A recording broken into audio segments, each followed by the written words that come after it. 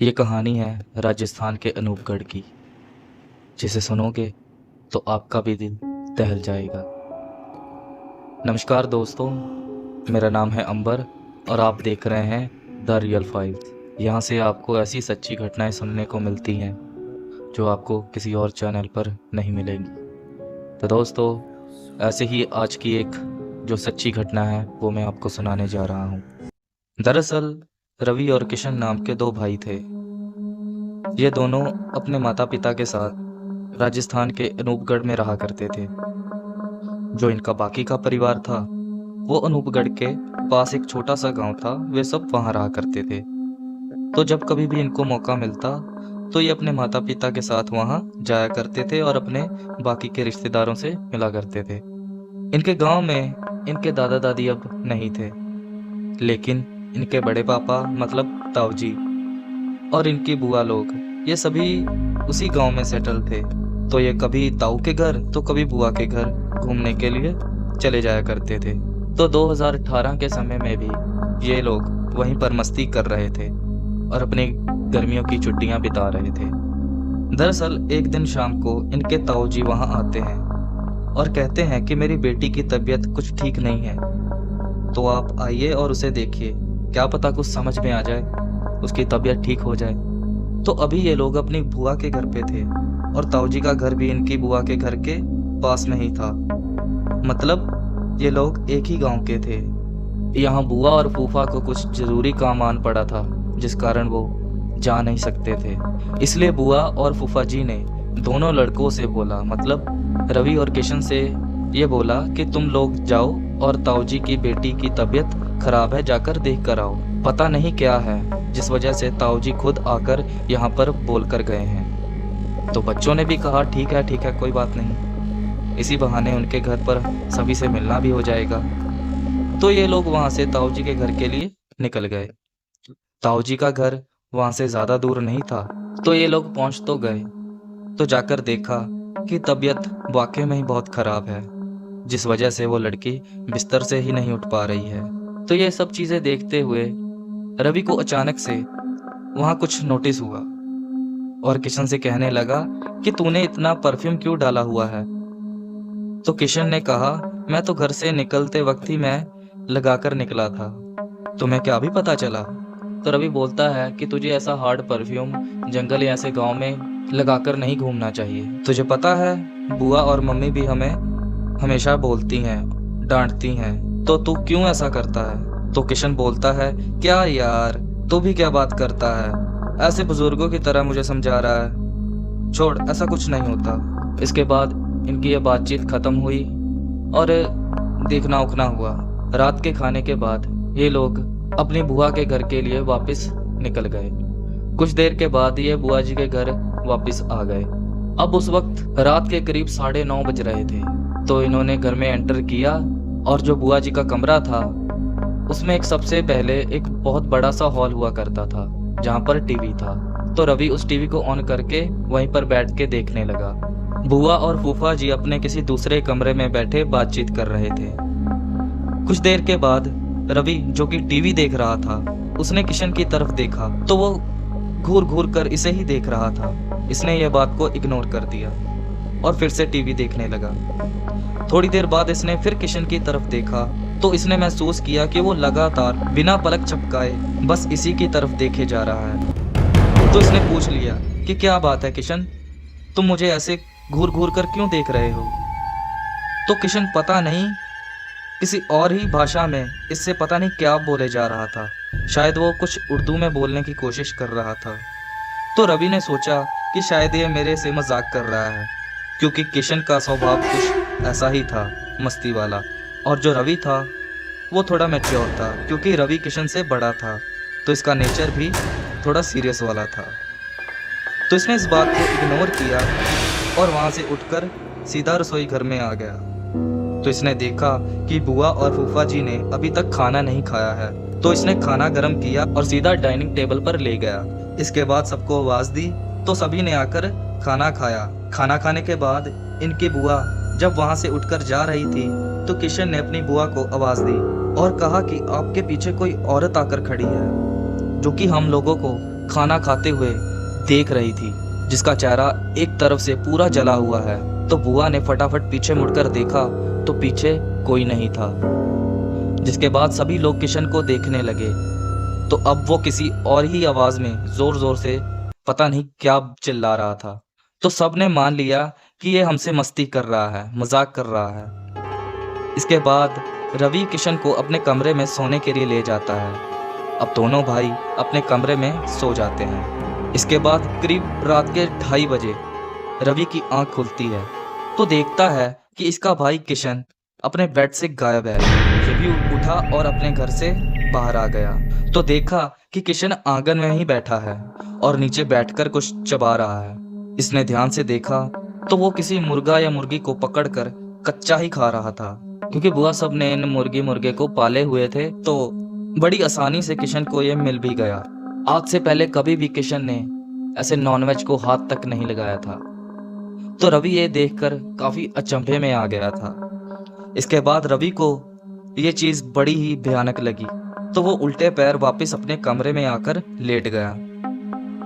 थोड़ी देर बाद किशन भी वापस आया तो इसने कंबल नीचे करके डरते डरते किशन से सवाल किया कि इस समय तुम कहाँ गए थे। तो उसने बड़ी ही खौफनाक आवाज में इससे बोला कि तुम्हें क्या है, मैं कहीं भी जाऊं। इसके बाद रवि डरते डरते सोने की कोशिश करता है लेकिन सो नहीं पाता, क्योंकि सारी रात कमरे में किसी के गुर्राने की आवाज आ रही थी। दूसरे दिन सुबह होती है। रवि उठता है और अपनी बुआ और फूफा जी को कल रात की सारी बात बताने के लिए जाता है, लेकिन वो सभी लोग आज घर पर नहीं थे। वे सभी आज पड़ोस के किसी घर में आज पूजा थी तो वो सभी उधर के लिए निकल गए थे। तो आज ये दोनों भाई घर में अकेले थे। रवि तो कल की बात से ही काफी डरा हुआ था, लेकिन इसने सोचा कि किशन मेरा छोटा भाई है, अगर उसके साथ कोई परेशानी है तो क्या मैं उसे संभाल नहीं सकता। इतना सोच ये रसोई में चला गया और सोचता है कि आज दोनों भाई चाय साथ में बैठकर पिएंगे। इतना सोचते सोचते इसने अपने कमरे का दरवाजा खोला तो देखता है इसका भाई कमरे में नहीं है। इधर उधर देखता है लेकिन वो कहीं नजर नहीं आता, लेकिन इसे कमरे में वही परफ्यूम की स्मेल आ रही थी जो कि इसका भाई किशन इस्तेमाल किया करता था। तभी इसे किसी के खटपट करने की आवाज आती है। ध्यान से सुनने पर इसे पता चला कि वो आवाज ऊपर कमरे की छत से आ रही है। जब इसने ऊपर देखा तो इसका भाई किशन ऊपर उल्टा लटका हुआ था और उसका सर नहीं था, जिसे यह देख जोर से चिल्लाया और डर के कारण वहीं पर ही बेहोश हो गया। अब इसकी आंख खुलती है ठीक रात के 9 बजे। ये देखता है कि मैं अस्पताल में हूँ और मेरे घर वाले सभी बाहर खड़े हैं। जब इसे होश आया तो इसके घर वाले इसके पास आए और पूछने लगे कि बेटा ऐसा क्या हुआ था जो तुम कमरे में बेहोश पड़े हुए थे, और किशन कहाँ है, वो हमें घर पर नहीं मिला, क्या तुमने उसे कहीं भेजा है। तो इसने रोते रोते सारी बात बताई और जो भी इसके साथ और इसके भाई के साथ हो रहा था वो सब बताया। तो सभी घर वाले इसकी बात सुन हैरान हो गए, लेकिन कहीं ना कहीं रवि की ये बात पर यकीन नहीं हो रहा था। जिसके बाद इन लोगों ने किशन को ढूंढने के लिए पुलिस का सहारा लिया, लेकिन किशन का कुछ पता नहीं चला, जिस कारण रवि और बाकी के घर वाले ये सभी लोग परेशानी में थे। कुछ दिनों के बाद रवि के घर वालों को पुलिस का फोन आता है तो पुलिस ने किशन के बारे में बताया और किशन रवि के पिताजी को इनके ताऊजी के घर के पास जो जंगल था वहां बुलाया। इसके बाद रवि और उसके पिता उस जगह पहुंचते हैं तो देखते हैं कि पुलिस और बहुत सारे लोग एक पेड़ के पास खड़े हैं। जब ये दोनों उस पेड़ के पास गए तो वहां का नजारा देख चिल्ला उठे। इन्होंने देखा कि किशन की लाश एक पेड़ के पास पड़ी है, जिसका सिर्फ सर है और बाकी का धड़ ऐसा लगता था कि किसी जानवर ने खा लिया। ये सब देख इनका दिल दहल उठा। जो लोग वहां आए थे उनमें से कुछ लोग ताऊजी के गांव के ही लोग थे, मतलब इसी गांव के लोग थे। तो उनमें से कुछ लोगों ने कहा कि वो फिर जाग गई है, अब वो किसी को नहीं छोड़ेगी। ये बात इनको और अचंभे में डाल रही थी। दरअसल गांव वालों का मानना था कि आज से करीब 150 साल पहले इस जंगल में एक चुड़ैल रहा करती थी। जो कि कुंवारे लड़कों को अपना शिकार बनाया करती थी। ये आतंक जब बहुत बढ़ गया तो एक दिन इस गांव में कोई सन्यासी बाबा आए। जब उन्होंने इस चीज को अपनी आंखों से देखा तो उन्होंने गांव वालों को कहा कि तुम लोग निश्चिंत हो जाओ, अब मैं उस चुड़ैल को पकड़ूंगा और उसे भस्म कर दूंगा। तो ऐसे ही एक दिन सन्यासी बाबा अपनी किसी साधना को करने के लिए रात के समय जंगल में जाते हैं। तो उनका सामना रात को उसी चुड़ैल से होता है, जिसके बाद सन्यासी बाबा ने उसे पकड़ा और एक पेड़ में हमेशा के लिए कैद कर दिया। इसके बाद बाबा गांव में वापस आए और सभी से कहा कि कोई भी रात के समय उस जंगल में किसी भी तरह की सुगंध लगाकर नहीं जाएगा। अगर किसी ने भी ऐसा किया तो वो चुड़ैल वापस से जाग जाएगी। इन सब बातों का रवि के घर वालों को भी अच्छे से पता था, क्योंकि ये शुरू से बड़े बुजुर्गों से ये बातें सुनते आ रहे थे। इसके बाद इन सब बातों की सुई रवि के दिमाग में चली तो उसे समझ आया कि जब बुआ और फूफा जी ने हमें ताऊ जी के घर उनकी बेटी का पता लेने के लिए भेजा था, क्योंकि उसकी तबीयत ठीक नहीं थी, तो उस रात किशन ने बहुत ही तेज सुगंध वाला परफ्यूम लगा लिया था और उसे लगाकर मेरे साथ ही उस जंगल में से निकला था। तो इसे इस बात से सब कुछ समझ में आ गया था कि किशन के साथ क्या हुआ था। इसके बाद किशन की लाश को लाया जाता है और उसका अंतिम संस्कार किया जाता है। आज भी रवि को इस बात का पछतावा है कि वो सही समय पर घर वालों को किशन के बारे में नहीं बता पाया। अगर बता देता तो आज किशन सही सलामत हमारे साथ होता। उधर घर वाले आज भी इस बात पर यकीन नहीं कर रहे हैं कि हमारे बेटे के साथ कुछ इतना भयानक भी हो सकता है, और जो गांव वाले हैं वो आज भी इस डर में जी रहे हैं कि वो चुड़ैल कहीं वापस ना आ जाए। तो दोस्तों, आज भी ये पहेली है कि किशन वहाँ तक कैसे पहुँचा, क्योंकि रवि तो उस वक्त बेहोश था। तो इस बात का आज तक किसी को नहीं पता चला, और रवि तो ये मानता है कि किशन के साथ जो भी हुआ वो उसी जंगल वाली चुड़ैल ने किया था, क्योंकि रवि किशन के अंदर उस चुड़ैल के रूप को देख चुका था। और ये कहानी भी हमें रवि ने हमारे व्हाट्सएप पर लिखकर भेजी।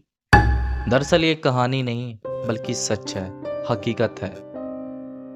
जिनके साथ हुआ उन लोगों ने इस कहानी को मुझे लिखकर भेजा, वो मैं आपको बता चुका हूँ। तो दोस्तों, अगर आपके पास भी कोई ऐसी कहानी या कोई किस्सा है जो आपके साथ घटा हो या आपके किसी रिलेटिव के साथ, तो आप मुझे अपनी कहानी को लिखकर व्हाट्सएप पर भेज सकते हैं। मैं पूरे विश्वास के साथ उसे पूरी दुनिया के सामने लाऊंगा और बताऊंगा कि दुनिया में कुछ ऐसा भी हो रहा है। तो दोस्तों, जाते जाते चैनल को सब्सक्राइब ज़रूर कर लेना, क्योंकि यहाँ से मैं ऐसी वीडियोस लाता रहता हूँ। और हाँ, अगर वीडियो अच्छी लगी तो लाइक भी कर देना। तो मिलते हैं किसी अगली कहानी में। हर हर महादेव।